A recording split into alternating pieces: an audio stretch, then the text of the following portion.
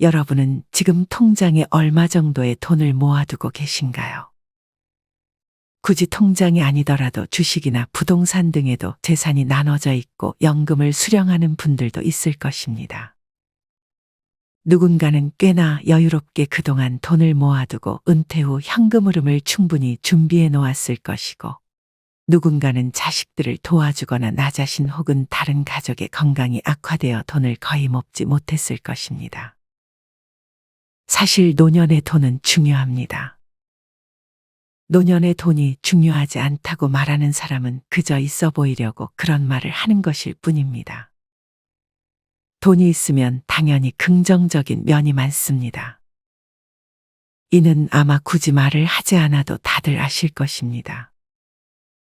물론 돈이 있다고 마냥 또 좋기만 한 것은 아닙니다. 돈이 있으면 자식들끼리 갈등이 생길 수 있고 사기꾼들이 접근하는 등 주변에 파리들이 꼬일 수 있습니다. 그렇다고 해도 대부분의 사람들은 그래도 돈이 없는 쪽보다는 있는 쪽을 택할 것입니다. 돈을 잘 모았다면 그 돈을 잘 지켜야 하고, 돈을 별로 모지 못했다면 내가 할 수 있는 돈 되는 일을 찾아야 합니다. 하지만 건강이 별로 좋지 못하거나 다른 특별한 이유로 일도 할 수 없게 된다면 사실 나라에서 지원해주는 제도에 의존하는 것 말고는 방법이 많지 않을 것입니다. 이렇게 돈을 모을 수 없는 상황이 된다면 돈이 없어도 행복하게 살 수 있는 법을 아는 것이 중요합니다. 사실 삶의 궁극적이고 진정한 목적은 행복이지 돈이 아닙니다. 그렇다면 돈이 좀 없어도 어떻게 인생 말년을 행복하게 지낼 수 있을까요? 미국 하버드 의대에서 85년 동안 2천여 명의 일생을 추적조사한 결과 사실 행복의 핵심 조건은 돈이 아닌 인간관계라고 합니다. 물론 여기서 말하는 인간관계는 좋은 인간관계입니다.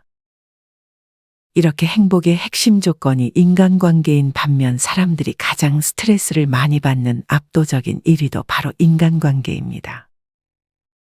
당연히 여기에 해당하는 인간관계는 안 좋은 관계, 불필요한 관계가 될 것입니다. 하버드 의대 성인 발달 연구소는 1938년에 청년 456명을 뽑은 뒤 현재까지 그들의 삶을 추적 조사했습니다. 이 중 84%의 참가자가 연구에 지속적으로 참여를 했고, 이 중 60명은 이미 90세를 넘은 나이였습니다. 이 연구에서 행복의 핵심 조건으로 뽑은 것이 앞서 언급했던 좋은 인간관계였습니다. 행복에 영향을 주는 요소로 돈이나 성취감, 건강 등 다양하지만 지속적이고 광범위하게 중요성이 증명된 것은 인간관계라는 것입니다.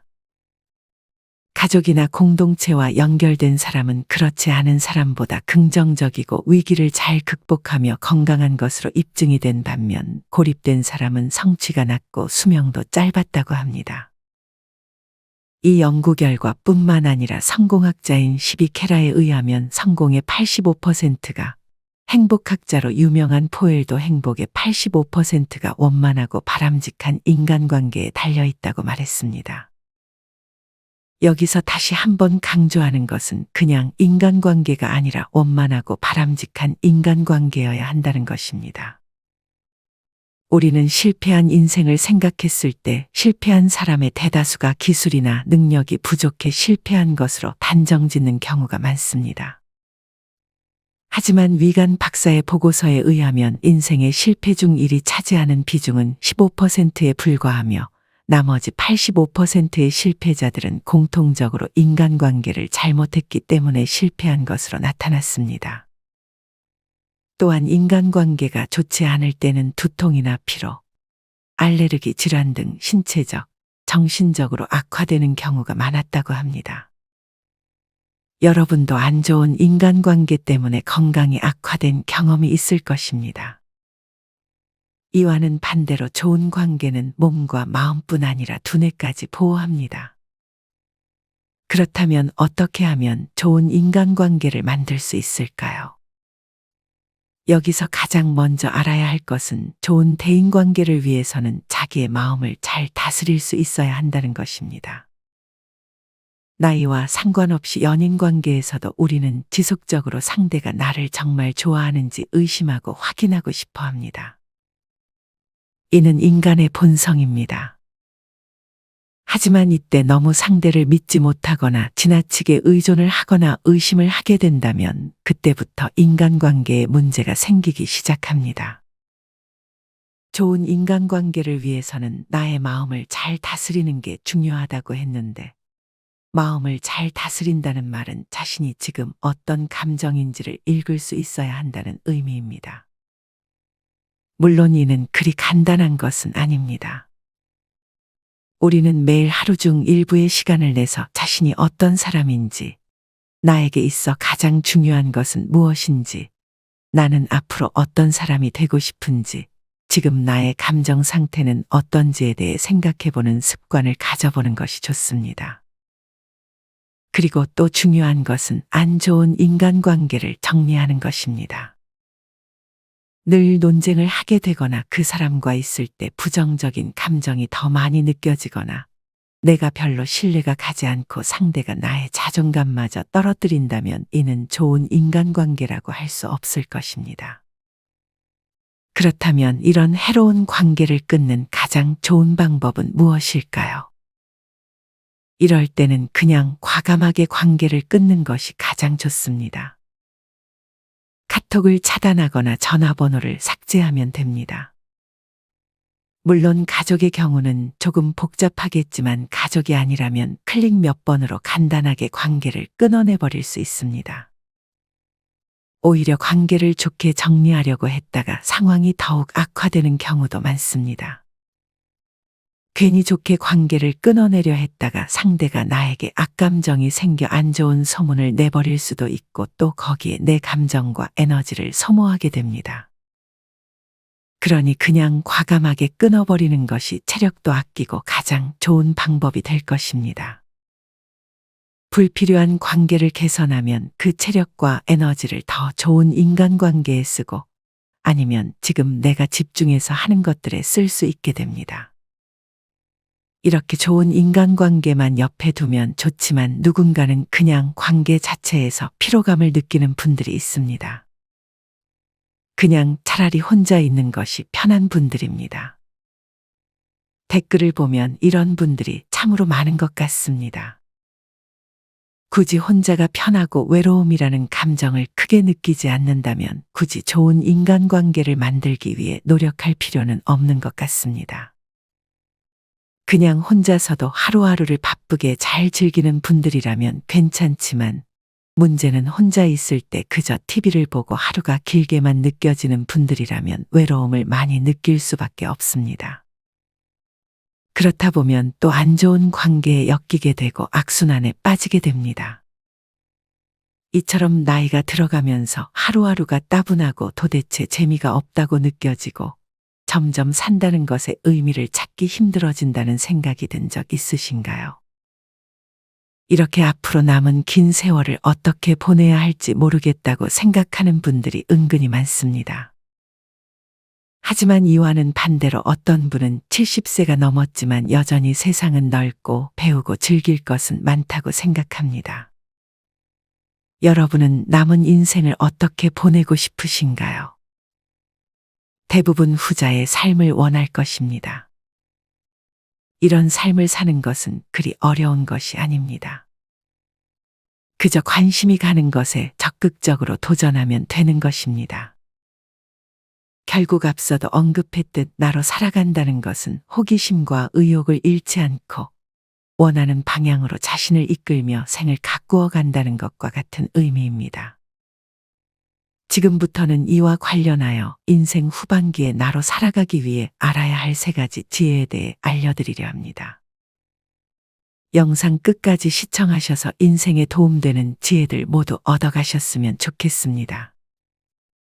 그럼 다시 이어가겠습니다. 첫째, 슈퍼 에이저가 되라. 파워 시니어와 액티브 시니어와의 차이는 명백하다. 액티브 시니어가 고령임에도 적극적으로 여가 생활을 즐기며 문화 활동에 나선다는 의미의 개념이라면 파워 시니어에는 이런 생활 패턴의 가치를 계속 추구해 나가는 동시에 보다 적극적으로 긍정적 영향력을 주변에 힘차게 파급시켜 나간다는 의미가 더해진다. 바꿔 말하면 액티브한 삶을 유지하거나 단순히 연장하는 데에 그치지 않고 새로운 힘의 원천을 만들어가면서 보람있는 삶을 재창조해 나간다는 뜻이다. 나이도 50에서 60대 또는 60에서 70대로 국한할 필요가 없다.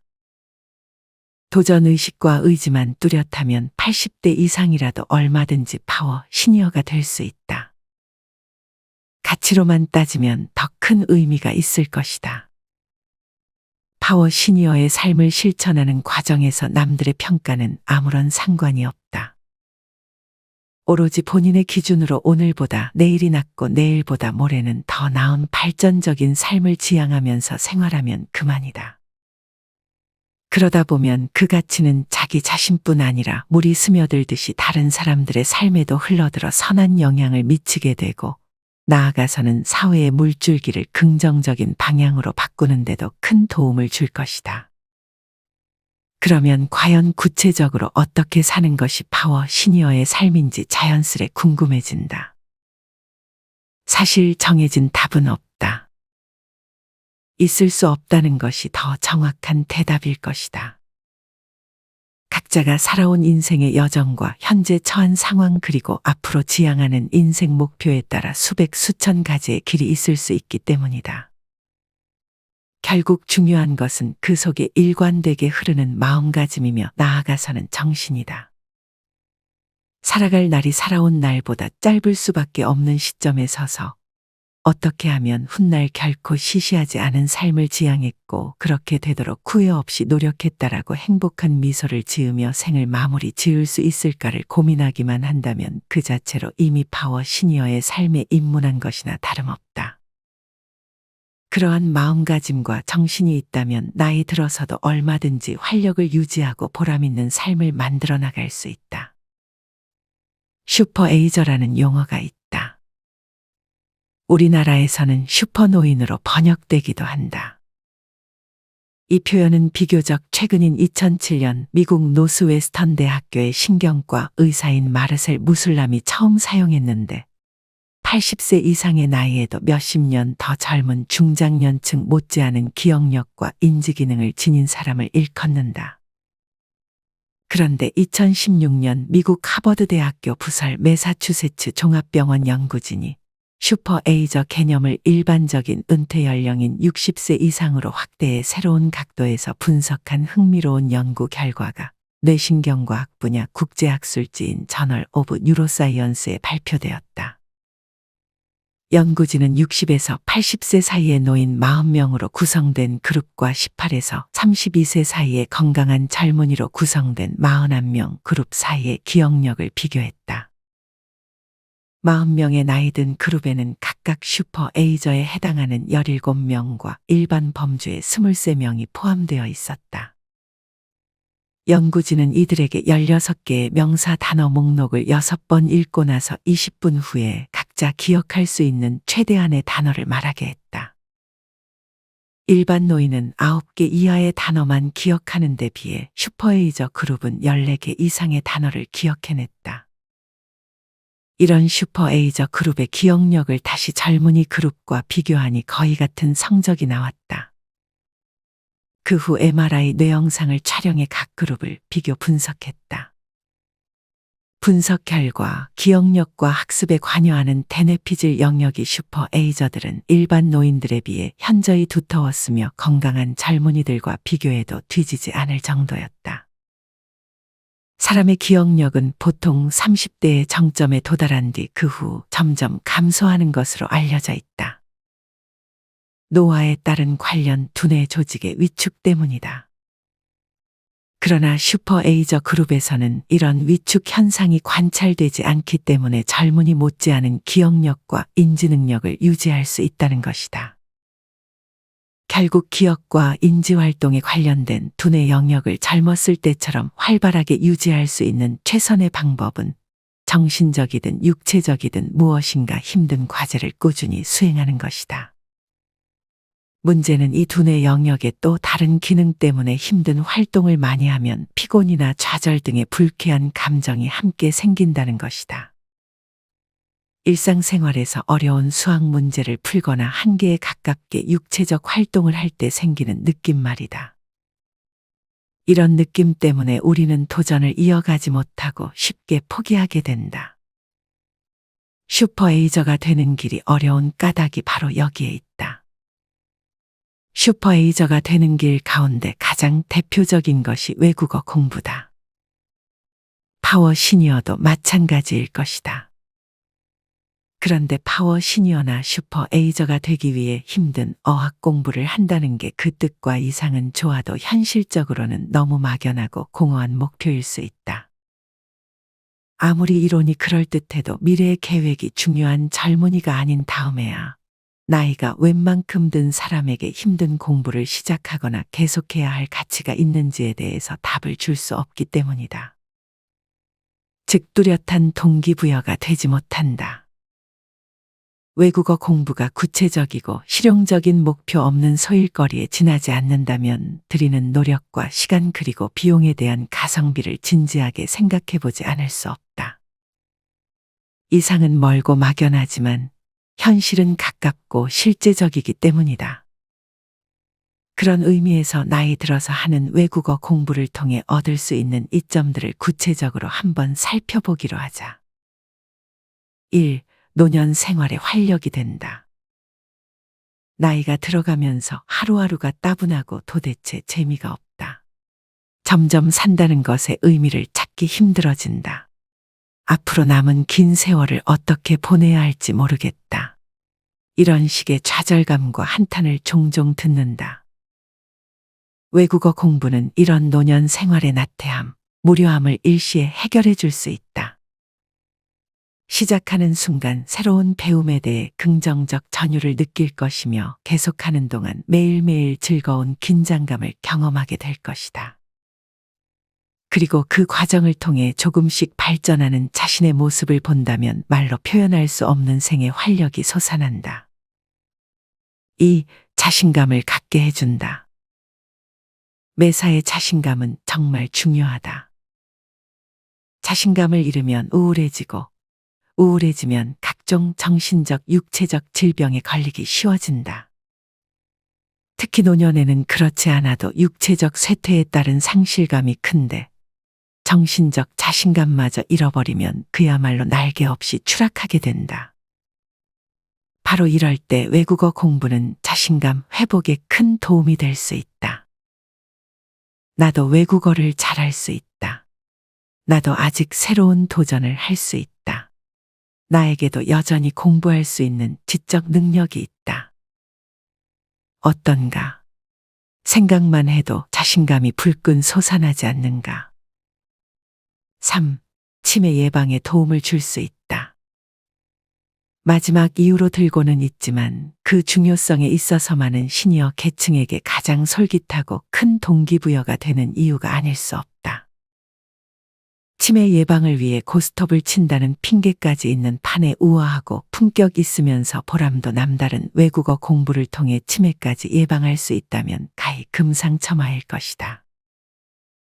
결론적으로 말하자면 나이 들어 외국어 공부에 새롭게 도전해서 끈질기게 이어나가기만 한다면 앞서 열거한 다양한 즐거움을 누릴 수 있을 뿐더러 이른바 파워 시니어로 가는 길목에서 중요한 문턱을 이미 넘어선 것이나 다름없다. 파워 시니어라는 단어에서 흔히 연상되는 육체적 활동에 더해 지적인 파워까지 겸한 진정한 파워 시니어로의 여정이 시작되는 셈이다. 인생 후반기에 기억해야 할 두 번째, 나이가 들어 기억력이 안 좋아질 수 있다는 사실을 있는 그대로 받아들여라. 그동안 보람이 컸던 만큼 어려움도 당연히 적지 않았다. 가장 피부에 와닿았던 문제는 역시 나이였다.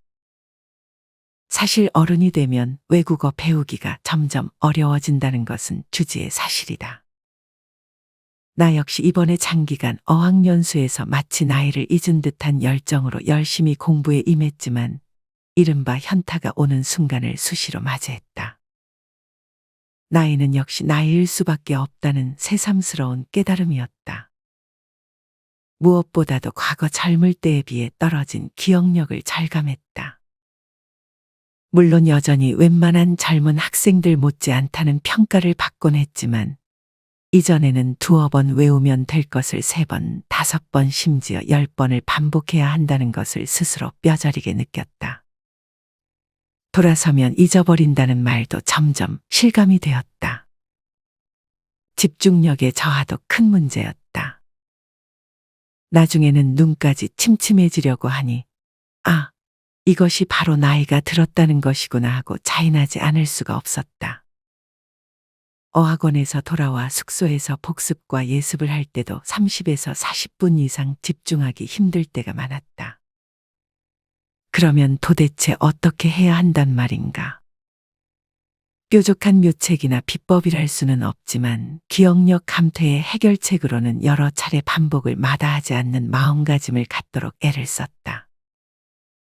기억력 감퇴만큼 시간을 더 들여 반복 공부를 함으로써 이를 만회하려고 노력했다고 보면 된다. 질이 떨어지면 양으로라도 승부를 걸어야 하지 않겠는가. 집중력 저하 문제는 정신무장으로 대처해 나갔다. 세월의 흐름을 막을 수도 없고 맞설 수도 없지만 현실적인 어려움에 크게 연연하지 않고 그동안의 인생 경험을 바탕으로 여유를 갖고 까짓것 집중력이 좀 떨어졌다고 한들 큰 흐름에는 무슨 걸림돌이 되겠는가 라고 생각하며 힘을 냈다. 그리고 어쨌든 오늘이 내 남은 생애에서 가장 젊은 날이다라고 되새기며 지금이야말로 새롭게 시작하고 도전할 최적기라고 마음을 다잡아 나갔다. 결국 시니어의 공부 성패는 드러나는 눈앞의 어려움에 결코 주눅들지 않고 인생의 오랜 경험을 바탕으로 계속해 나가면 언젠가는 이루어진다라는 정신을 마음에 제대로 담는 데서 결정될 것이다. 갈 길이 멀다는 것도 오히려 큰 위안이다. 끝이 어디일지는 모르지만 걸어가야 할 길에서 푸른 나무와 맑은 새소리를 만나고 마주치는 옹달샘에서는 보람과 가치라는 물이 샘솟을 것이라는 것만은 자신하기 때문이다. 인생 후반기에 기억해야 할 3번째, 매일매일 잘 익어가는 사람이 되라. 2017년 욜로라는 단어가 혜성처럼 등장해 강력한 해일처럼 우리 사회를 휩쓴 적이 있었다. 서양에서 꽤 오래전부터 있던 You Only Live Once라는 표현을 2011년 캐나다의 한 래퍼가 노래에서 욜로라고 줄여 부른 이후 대중화되었다. 그런데 뒤늦은 2017년 갑자기 한국 사회에 뜨거운 유행어가 된 것은 그 전에의 꽃보다 청춘 아프리카 편이라는 한 케이블 TV 프로그램에서 어떤 출연자가 홀로 여행하는 금발의 외국인 여성에게 대단하다고 칭찬하자 그 여자가 욜로라고 대답한 것이 계기였다고 한다. 어쨌든 욜로의 등장 이후 적지 않은 사람이 열광하며 사회적 일탈을 감행했다. 그러나 왜 한 번밖에 없는 인생이라고 하면 이렇게 자유분방한 일탈과 쾌락 추구와만 연관 짓는 것일까? 발상을 달리하여 한 번밖에 없는 인생이기 때문에 더 의미 있고 더 가치 있는 삶을 살아야 하지 않을까? 한 번밖에 살 수 없는 숙명이기에 오히려 더 진지하게 삶의 긴 노정을 알차게 계획해야 하지 않을까? 이런 생각이야말로 파워 시니어로 가는 길에 중요한 출발점이 될 것이다. 호수 위에 우아하게 떠있는 백조의 자태는 물밑에서 쉴 새 없이 움직이는 발의 존재 덕분이다.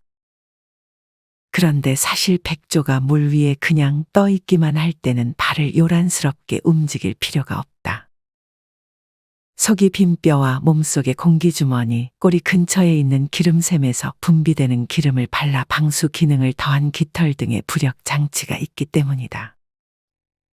백조가 물밑에서 보이지 않는 발을 열심히 움직여야 할 때는 앞으로 나아가거나 역류에 대항하여 자세를 유지할 때다.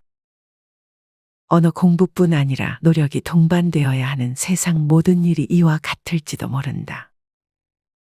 타고난 재능, 능력, 지력, 체력 그대로의 모습만으로 살고자 하면 구태여 노력이라는 이름으로 애를 쓰지 않아도 된다. 그러나 인생 여정에서의 의미 있는 전진을 위해서 또 때로는 퇴보를 막기 위해서는 백조발의 움직임처럼 남모르는 노력이 필요하다는 것을 깨달아야 한다. 세상에 존재하는 수많은 종류의 술 중에서 고급품을 따지는 가장 중요한 기준은 술의 숙성에 있다.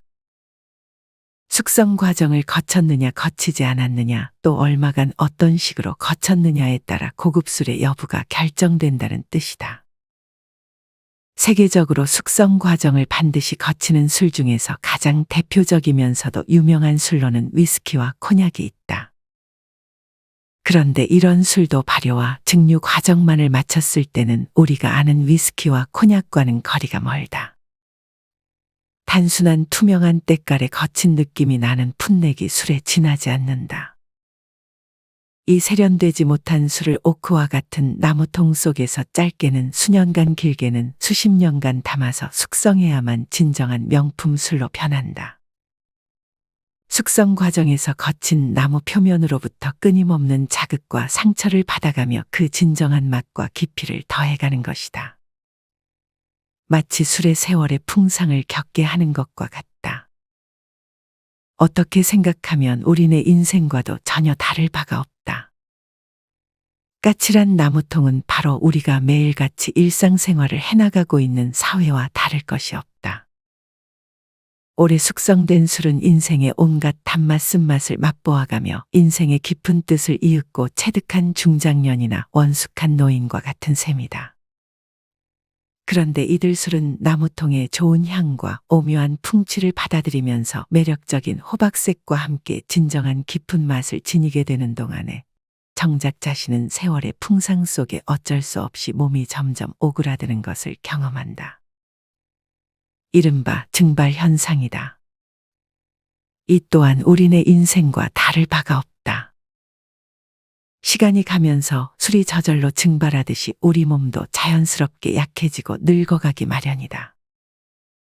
결국 잘 숙성된 명품 술과 같은 깊고 품격 있는 맛에 대한 자부심을 잃지 않는 가운데 또 다른 각도에서 육체적 쇠퇴에 대한 정신적 수용 태도를 가다듬어 볼 필요가 있다. 그런 마음가짐이야말로 파워 시니어로 가는 길에 생명수요 감로주가 되어줄 것이기 때문이다. 여러분은 오늘의 영상 내용에 공감하시나요? 인생의 행복을 너무 크게 생각할 필요는 없습니다. 작은 일들을 조금씩이라도 실천하면서 오는 행복감으로도 충분할 것입니다. 사실 누군가는 이렇게 노년 생활을 너무 고민하면서 살면 힘들다고 생각할 것입니다. 어떤 분은 그저 혼자서도 남과 비교하지 말고 마실 물, 먹을 음식, 누울 자리, 읽을 책만 있다면 감사하며 노년을 단순하게 살아가는 것이 좋다고 합니다. 이 말도 맞는 말이라고 생각합니다. 어떻게 살아가든 남은 인생 동안은 남들보다도 자기 자신을 잘 챙기시면서 살아가셨으면 좋겠습니다. 내면의 자신에게도 잘했다고 칭찬도 해주고 자신이 잘한 일이 있다면 적당한 선물을 해주면서 자신을 지켜 세워주는 연습을 해보세요.